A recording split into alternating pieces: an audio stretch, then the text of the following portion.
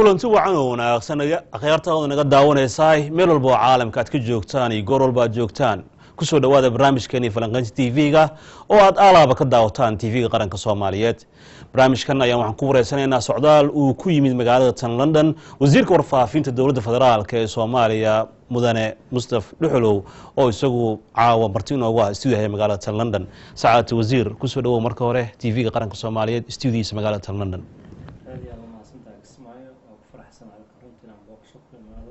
adiga iyo shaqaalaha kale ee runtii studio-han SNTV waa idin mahad celinaa sida aad soo dhaweyseen waan ku faraxsanahay halkan caawinada kuwa mahad waa gartay ugu horeyntii saacad wasiir waxaad warbixin kooban naga siisaa waxa uu ku saabsan yahay safarkan aad ku soo gaartay dalkan Ingiriiska safarkan aan ku soo gaaray dalka Ingiriiska waxa ay balamo aan lahaa runtii balamaheegina waa runtii waa tagay meetna gaar aan galay oo qaarkoodna ku saabsanay si guud oo maaragtay dawladda federaalka ku saabsan si gaaran wasaaradda ku saabsan wasaaradda arrimaha dibadda Ingiriiska kullee balamo kulahay balamadii waa soo dhameystay dhanka kalena baarlamaanka waa tagay oo arrimaha parliamentarianka Soomaaliya la xiriira iyo sidii tababar halkan lagu keenin lahaa ayaan soo qaatay kulamo ah si fiican ay ugu soo dhamaadeen waa gartay marka aan ka soo tagno hawsha shaqo halkan aad u timid saacad wasiir guud ahaan tan iyo intii lagu magacaabay wasaaradda warfaafinta ee dawladda federaalka Soomaaliya wax qabad runtii aad iyo aad u muuqda ayaa runtii la qabtay guud ahaan waxaad nooga warantaa sida wax qabadkaasi ku bilowday sida loo dargeliyay iyo halka uu iminka marayo runtii markii wasiirka warfaafinta la magacaabay si aad la soo dhaweeyay ha noqoto saxaafadda gaarka loo leeyahay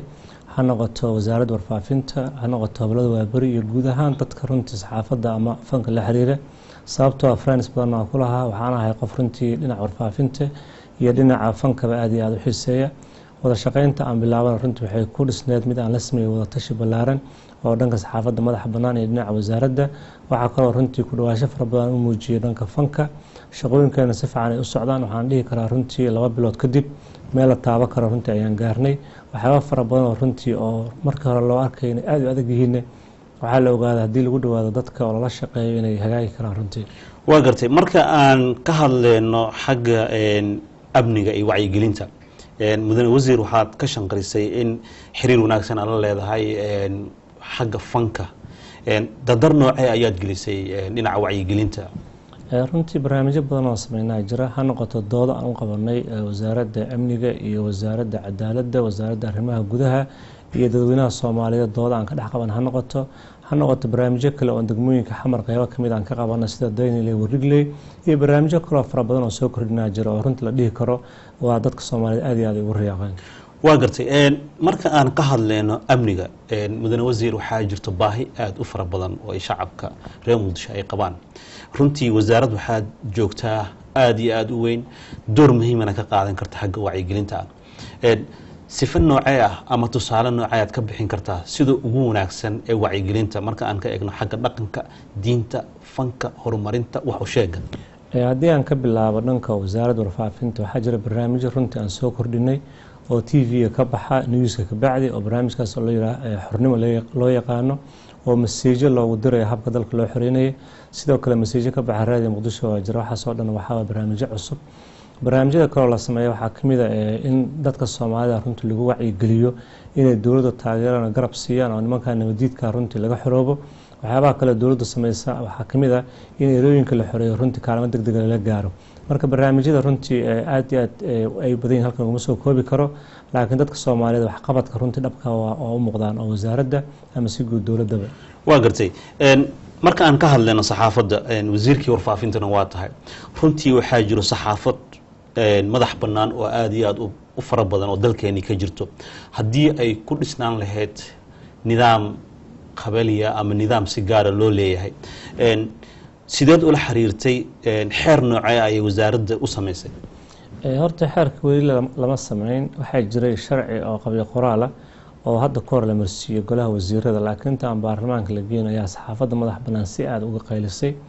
anoo arrinta ka faa'iideysanayay waa aragnimada waxaan go'aaminay inaan guddiga yara oo ka koobnaa afayeenka ra'iisul wasaaraha kan madaxweynaha wasiir ku-xigeenka hore wasaaradda warfaafinta iyo nin kale oo khubaro in la ballaariyo oo saxaafadda madax bannaan marka loo badiyo marka 10 qofood oo ka socda saxaafadda madax bannaan oo iyagu ay keensadeen iyo 6 wasaaradaan magacawnay sidaas teeta haddana runtii cabashooyinaa soo yeeray waxaan wasiir ku-xigeenka oo runtii gudoomiye ka guddiga iyo agaasimayaasha aan ku wargeliyey in cabashooyinkaas wax laga qabto meel fiican noo maraa wada tashigu waa bilowda shaqadu laakiin waxaan dhihi karaa ilaa 6 wiig way qaadan doontaa haddii la yaraado waa gartay ka wasaarad ahaan waxaa jira guddi kale oo baarlamaanka dhinaca saxaafadda u qaabilsan xiriir noocee ay idinka dhexeeya waxqabadkooda muxuu yahay guddiga oo baarlamaanka runtii saxaafadda u qaabilsan waxaa gudoomiye ka xildhibaan cabdi xaashi cabdullaahi oo wasaaradda warfaafinta iyo howlada beri aqoon weyn u leh oo ahaa jiray maaragta maareeyaha tiyaatarka Soomaaliya wada shaqayn fiican naga dhaxaysa waxa waaye guddiga waxaan ku casuumay wasaaradda أنا لا كل ما يوزر كحيان كي أجلس ماشي كل الدول سي أبنها رنت ديسكشن ولا قلنا آدي آدي نوقن عسين ولا شقين تنا إلا رنت أكوقن عين هبك ترسبارن تيجي عن قابلني يجون رنت تلوين فربنا يكوي على دونا برنامج كاس أنت على الجين نقولها وزير وكوي دونا إذا تلوين كين دونا يرنت وأرنمد إوليه رماس وقرتي بدنا وزير مركا أن كهل لأنه حيرك صحافة ضد دي بقصة النقطة runtii waxaa jirta qaylo dhaan ay ka keeneen saxaafadda madaxa bannaan sidaa hore u shaqaysaba iminka waxaad ii sheegtay in 10 qof lagu daray oo saxaafadda madax bannaan ah maxay tahay muhiimadda noocaas u siisay يعني كوري هاس waxaan rabay runtii ana soo dhaweynayo saxaafadda madaxa bannaan inay u arkaan waxay leeyihiin inay kalsooni ugu qabaan inaysan noo arkin inaan isku dayno cabrino in sharcigan Soomaaliya dhan ay wada leedahay inay dareemaan 10 aan u magacawnay wali xataa cabashooyin jira iyaga ruuxadoodina xalna diyaar u nahay laakiin kalsooni inaan ka kasbano saxaafadda madaxa bannaan iyo wada shaqaynta aan leenahay inaan tusino iyo sharcigan anaga gooni u lahayn wasaaraddu kaliya ay leedahay leader role-ka laakiin sharcigan uu yahay sharci Soomaaliyeed rabnaa muujino kalsooni noocee ah ayay wasiir ahaan ku qabi karaan wada shaqaynta kala dhaxayso dawladda federaalka Soomaaliya xagga saxaafadda sida aad la socotid saxaafadda Soomaaliya dhaawac fara badan ayaa soo gaaray ayagoo shaqooyinkoodii caadiga ah fulinayo dhibaatooyin fara badan soo gaareen dhanka kale marka aad eegtana dhibaatooyin fara badan oo laga sheeganayaa jirto saxaafadda madaxa bannaan sidee marka la isku waafajinayaa labada dhinac maaragtay xagga waxqabadkooda iyo waxqabad la'aantooda يعني كل سيدان ونقض وزيرك وزارة الفرافين تاني وزير كحيانكي وذا هذا الفرابدان وذا تش فرابدان على صحافة مدح بنا لسمينا كلهم بدنا نسمينا وزارة حتى أمر كور مثلا إماجن لكن وزارة دودين يتهاي ورنتي أي متشوا موجني شرف فرابدان وعلى قلنا تاسنا كرسونية كانت دنك كلا رنتي هدان شروع لسمين يكلا دمبين وعد كان كل رنتي قفك غلط كيس رنتي لجو قاعدة أما غلط كيس لجو قبته إن كستونا مرنا بس حافظ أنا عبرو دونين هذا شرعنا كالهاجين للسماية ولو قصبنا على رنتي سواء كانت شروع للسماية كمان حافظ حقيقة وقتي هدي أن سؤال قالك ويدي ساعات وزير وحاجرتي برنامج باهنت أمنية أو دور مهمات كقاعدتي سيداد يقول لي رت شخصي أهان ما دام dadka qurbaha jooga ay ka qabaan fikrad kala qaldan magaalada Muqdisho runtii barnaamijkaas sababta ugu dhiiris fikirkan aan iska lahaa waxaan la kaashaday runtii Faisal oo ah wariye ka tirsan wasaaradda iyo Carab oo ah cameraman laba noo dhalinyaro ah runtii aad barnaamijka u bandhigay barnaamijka markaan u bandhigay runtii way soo dhaweeyeen waxaan rabaa number 1 inaan muujiyo dadka Soomaalida cabsida la gelinayo oo la leeyahay shabaabku waxay intelligence-gooda ka sareysaa kan dawladda in arintaas waxba ka jirin maadaama wasiirka warfaafinta Soomaaliya meelaha aan marayo waxaan rabaa inaan ku muujiyo in shabaabku intelligence gooni lahayn tan labaad dadka madaxda Soomaalida jagada rabaan hayaan in la tusina loo baahneen jidadka lagu maro technique iyo askar fara badan oo cabsi geli karta dadka shacabka ah tan ugu dambeysana waxay ahayd cabsida magaalada laga sheegay habka loo sheegay inaysan jirin marmarka qaar waxaa iska dhacaan laakiin habka dadka loo qalqal gelinaysa waxba ka jirin aan muujiyo arintan dadka Soomaaliyeed aad iyo aad ay soo dhaweeyeen waxayna runtii ugu dhiirigeliyeen barnaamijka inuu yahay barnaamij fiican waa nagu amaaneen waa garteen runtii wuxuu ahaa barnaamij aad iyo aad u weyn oo dhinaca amniga wacyigelintiisa haddaan ku weydiiyo su'aal kale ku aadan inta aadan ka mid noqon golaha wasiirada door waxaa jiray aad ka qaadatay daryeelka iyo wacyigelinta da'yarta Soomaaliyeed ee ku tabaalaysan magaalada Muqdisho fikirkaas sidoo kugu dhashay xaguusa marka hore ka bilowday runtii haddii aad magaalooyinka Soomaaliya qaasatan xamar oo runtii aan waayanda ka shaqeynaa tagtid waxaad arkaysaa badanaa carruur Soomaaliyeed runtii iska dhiban jidadkay taagan yihiin ama meel maaragtay geesidka taagan yihiin ama jidadka banaankooda jifaan mararka qaar marka waxaa dareemaya maadaama caruurtaada nolol fiican ay ku nool yihiin oo waxbarasho haystaan in caruurtaana dhibaataysan yihiin waa dareemaya qof kasta oo Soomaaliya runtii oo naxdin waa ka naxaya marka barnaamijkaas waa igu dhashay waxa igu dhashay runtii anoo maalin jid number 4 maraya waxaan arkay cunug Soomaaliya oo yar oo koola meesha ku caba marka barnaamijka aan asaasay magaciisa waxaa loo baxshay Somali Childcare Central Organization-ku wuxuu la dilgareynaya caruurta koolajidka marka barnaamijka in muddo soo waday center hadda aan sameeyo waxaa jira almost oo complete waxaan rajeynayaa insha Allah mar 250 cunug aan ku bilaabi doono inkastoo qaarkood dhaqaaleeyo meel aan warqab ay jiraan haddana centerkii weli si official uma furin laakiin waxaan rajeynayaa mar centerkaas inaan furi doono waxaan runtii oo arrin aad iyo aad dadka Soomaalida ay ugu soo dhaweeyeen xataa in la muujiyo awareness-ka dhibaatada inay ka jirto waxyaabahan soo muujiyo waxaa kamid ah xataa gabdho koolajiyada oo jidadka jijifo Soomaaliya inay jiraan dadka Soomaalida runtii waxaa moodaa waliba dadka qurba joogta barnaamijyada noocaas si gooni u dareemayaan waxayna arrinta runtii aad iyo aad aan ugu qanacsanahay inaan dhaxgal ilaa maanta aan ku qanacsanahay barnaamijkaas waa gartay maadaama barnaamijkaas uu yahay barnaamij aad u weyn oo runtii dad badan oo Soomaaliyeed soo jiitay ma wadaa qorshe ah in gobolada dalka aad sidoo kale dad adiga maaragtay wakiilo ka ah inta ay tagaan ay taakulayaan dadka noocaas oo kale u tabaalaysan haday noqon lahayd xagga maskaxda iyo haday noqon lahayd duruufaha adaga haysta horta dad badan oo Soomaaliya waxaa jira caruurta dhibaataysan garab gala qaar waxaa jira waxbarashadooda xataa dhiiba qaar waxaa jira caafimaadkooda ka warqaba dadka Soomaaliyeed runtii waan la iska warqabin qof waliba shaqo gooni oo dadka u qabtaa jira ana barnaamijkaas in la ballaariyo gobolada dalka la gaarsiiyo oo dad maaragtay matala barnaamijkaas rabitangale loo sameeyo aad iyo aad ugu qanacsanahay wali waxa kaloon diyaar u dadka Soomaaliyeed oo rabeen inay kala shaqeeyaan si volunteer si kastaba inay kala shaqeeyaan boardkana dad badan oo Soomaaliya magac leh waa lagu soo diri doonaa marka barnaamijkaas waxa laga dhigi karaa barnaamij ballaaran oo caruurta Soomaaliyeed oo dhibaataysan lagu daryeelo waa gartay maadaama wasiirkii warfaafinta aad tahay door intee laag ayaad kaga faa'iideysan kartaa barnaamijkaas in uu taabagal noqdo runtii maadaama wasaaradda warfaafinta aan joogo waxaan leeyahay media access aan leeyahay ama ha noqoto mid private-ka ama ha noqoto mid state-ka laakiin waxaa kaloo diyaar u ah dadka Soomaalida barnaamijyada noocaas oo kala wada iyagana inaan uga faa'iideeyo waan kaliya aan ka faa'iideysan waxaan dhigi karaa barnaamijkan iyo kuwa la midaba waxaan rabaa runtii media ay igu support gareeyaan waana horena ay igu support gareeyaan haddana runtii inaan uga faa'iideysto waa jecelahay waan uga soo faa'iideysto hadda ka hor waa gartay mudane wasiir waxaa jirto number fara badan oo saxaafadda haday noqon lahayd dhinaca website-yada ma idin register gareysan ka wasaarad ahaan mise qorshe waxaad wadaan ku register gareynaysaan waa jiraan radio iyo TV hadda ka hor hal sano la register gareeyay laakiin marka sharciga saxaafadda oo meel maro sharci noqdo insha Allah taala registration si official ugu soo jeesan doona anagoo dadka cabri doonin oo wada shaqeyn fiican la yeelan doona hadana shuruuc lagu maamulo ayaan keeni doonaa si waxana ay official noqdaan hadii la raado waa gartay wasaaradda ma qorsheynaysaa qorshe ah inay sameyso kulliyad lagu barto saxaafadda oo gaar oo markaas ay ka soo saarto daa'ir Soomaaliyeed oo ka faa'iideysan kara talentigooda arrinta dad fara badan hadda kula isku soo qaadnay in Institute of Mass Communication runtii la sameeyo waa meel magac la xataa laga sameeyo laakiin funding-ki wali ma helin barnaamijkaas waa jiriya golaha wasaaradda ugu gudbiyo hadii funding la helo barnaamijkaas waa bilaabi karnaa waxa kale oo diyaarnaa xataa inaan dad kala shaqeeyno organization kale sababtoo adduunyada maanta waa isbedeshay state-ku wuxuu shirkad la noqon karaa xataa private companies shaqooyin isla qaban karaan marka barnaamijkaas haddii xataa dad private ay barnaamijka keenaan waxaan diyaar u nahay runtii inaan support gareyno sababtoo ah saxafiyiinta Soomaaliyeed runtii waxay u baahan yihiin support fara badan waxaa capacity-ga waana rajeynaa haddana waa bilaabnay seminaaran xataa dibadda u dirnay kuwa kalena waa diri doonaa marka runtii arrintaas waa dhiirigelinaynaa saxaafadda madax bannaan runtii inta baro la siiyo aad iyo aad aan dhiirigelinaynaa waa gartay mudane wasiir runtii waxaad ka shaqeysay in qoraalka xeerka saxaafadda uu yahay mid qabyo ah dad badanna way u soo hanqaltaagayaan in qoraalkaas uu meel maro rajo intee laga aad ka qabtaa in golaha baarlamaanka iyo golaha wasiirada ay ogolaadaan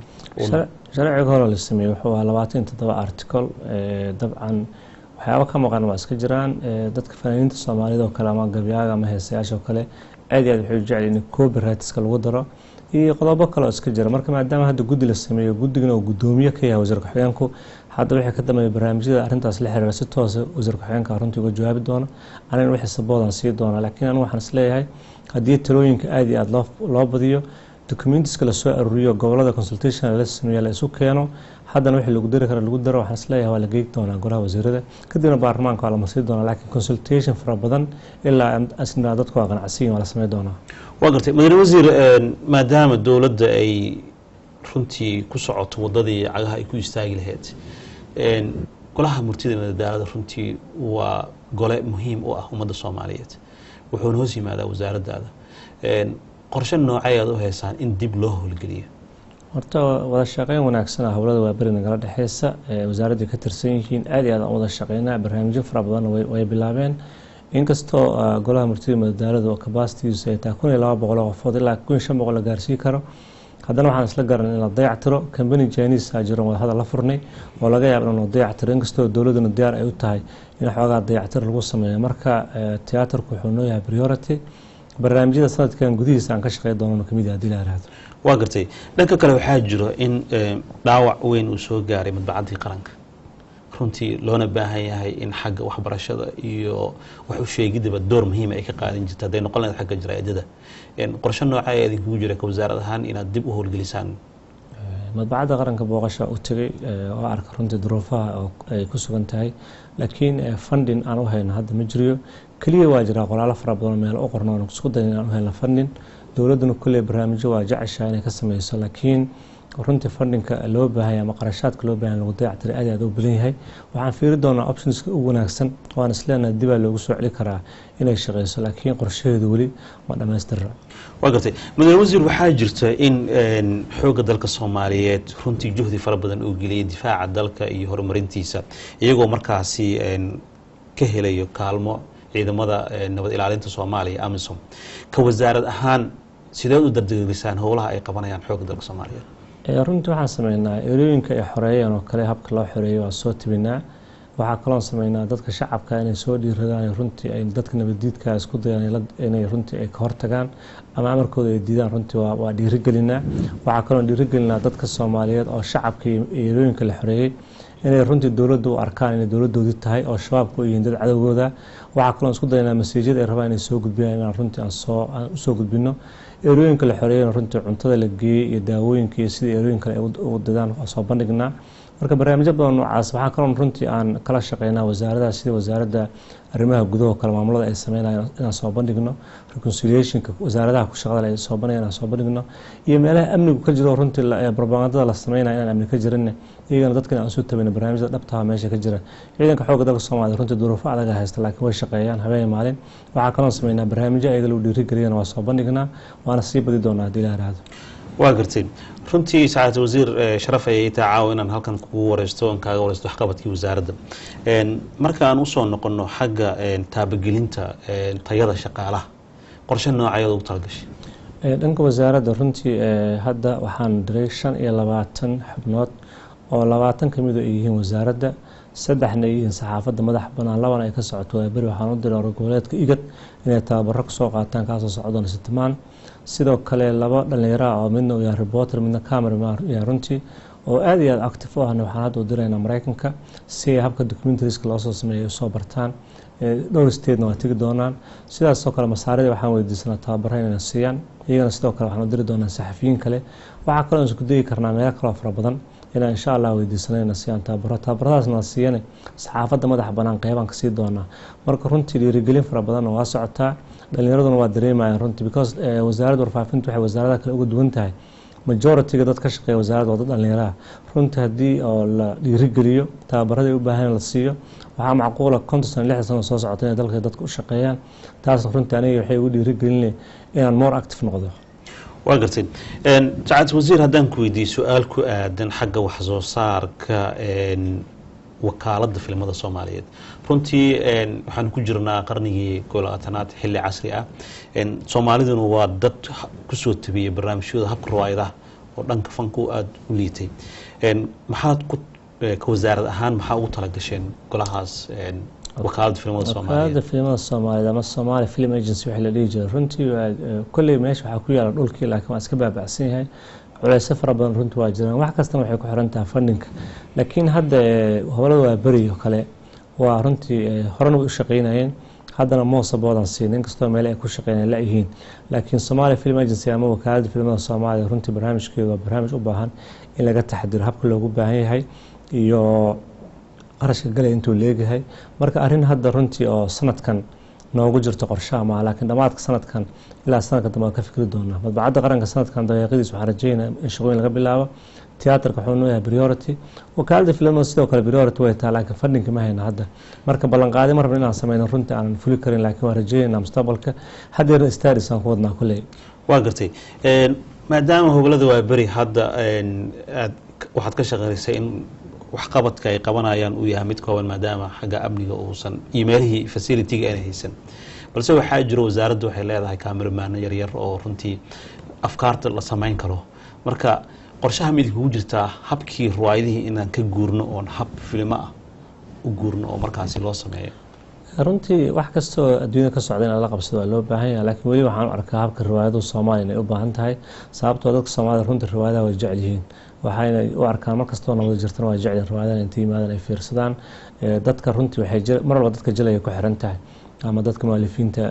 barnaamijyada sameeyay dadka heesaha ka qaada dadka acti gareynaa laakiin aan waxaan u arkaa riwaayadu inay weli ay muhiim yihiin waa beri runtii dhibaatooyin kastoo dalka jira weli way shaqeysaa isku dayda heesa fara badan ay sameeyeen riwaayado badan ay sameeyeen dadaalo badan ay muujiyeen runtii mar walba waa aragtaan laakiin wax kastoo dunida ku cusub ama runtii way wanaagsan tahay in runtii lala tartamo aad ay wanaagsan tahay waa gartay haddaan ku weydiiyo su-aal kale waxqabad ku saabsan wasaaradda saacadda wasiir allah u naxariistay boqorka codka duugistii loogu sameeyey aaskii qaran loogu sameeyey magaalada muqdisho runtii door muhiim ah ay wasaaradda ka qaadato waana ka dhex muuqatay fanaan kaloo soomaaliyeed asna waxaa jiro runtii ku tabaalaysan magaalada muqdisho cabdi tahliil warsame ka wasaarad ahaan maxaa qorsho loogu talagalay fanaanka runtii cabdi tahliil warsame waa fanaan soomaaliyeed waa fanaan qaran waa dhibaataysan yahay prime ministerka runtiina xukuumaddan waa soo booqayay madax kale soo booqatana waa jiraan keligiisna maaha dhowr fanaanoo runtii duruufo ku haystaan Soomaaliya jira oo aan runtii aan ognahay dhibaatooyin fara badan ay ka haystaan annagu kulli maxamed Suleymaan waxaan qaban karnaa kulli markaa waa qabanay tusaale u yahay dadka Soomaalida dalka dadka u shaqeeya inaan marnaba la hilmaami doonin marka kuwaasna waxaan qaban karnaa oo qaban doonaa fanaaniinta Soomaaliyeed iyo fankan meel bay joogaan waxaan ku dhiirigelinaynaa dadkooda u shaqeeyaan si nabadda iyo deganaanshaha dalka lagu soo celiyo hadii la yiraahdo waa gartay waxaa jirto in shaqaale fara badan oo wasaaradda ka tirsan ay ka howlgalaan gobolada dalka qorshaha ma kugu jirtaa ayakana in tababaro gaara aada ugu dirto hadday ahaan lahayd wadamada dariska ama wadamada kale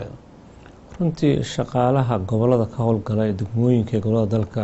inkastoo shaqaalaha wasaaradda ay wada muhiim yihiin kuwaas ahmiyad gaar ay leeyihiin sababtoo badanaa meelaha ay kasoo hadlayaan marka hore lagama soo hadli jirin marka in dowladdu balaaratay muujinayaan waxay kale muujinayaan in communitiesku ay diyaar u yihiin inay dowladda la shaqeeyaan marka in priority gooni la siiyo runtii aad iyo aad ay muhiim u tahay qaar fara badan oo runtii ku shaqeeya si volunteerna waa ku jiraan inkastoo aan ka warqabno qorshe waa nagu jirtaa in seminaarada hadda kadib la ballaariyo oo meel walba ay joogaan saxaafadda khaasatan kuwa oo wasaaradda inaan si gaar u fiirino hadii la yiraahdo waa gartay saacad wasiir stuudiyaha caawa aad nala joogtay London isaguna qorshaha mid kugu jira maxaad ku tala gasheen barnaamijyo gaar ah runtii ay jiro aan ugu tala galnay stuudiyaha London waxaan u aragnaa inay tahay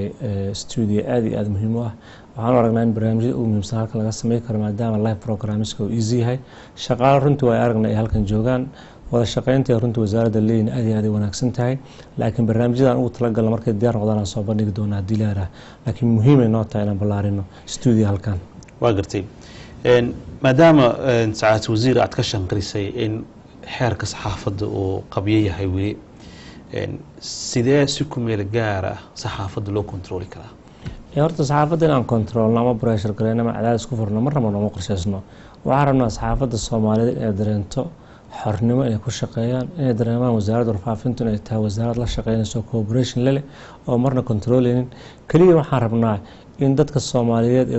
wariinimada xirfadda ku shaqeysta inay mas'uuliyad iska saaraan dalkooda inuu yahay oo waxa la yiraahdo maanta citizen journalism inay muujiyaan taas waa muhiimada koowaad midda labaad